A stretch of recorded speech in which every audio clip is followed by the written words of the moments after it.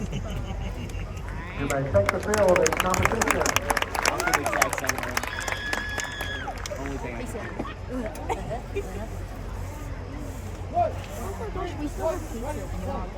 Who are you? Is it the sum of your experiences, your deeds, or your capacity for what you could become? The heroes we see are often larger than life, performing great feats of strength and bravery for the common good. They see the need for justice and know that if they do not step in, perhaps nobody will. Their stories remind us that the potential for heroism lives in us all, that when the need arises, there's always a choice.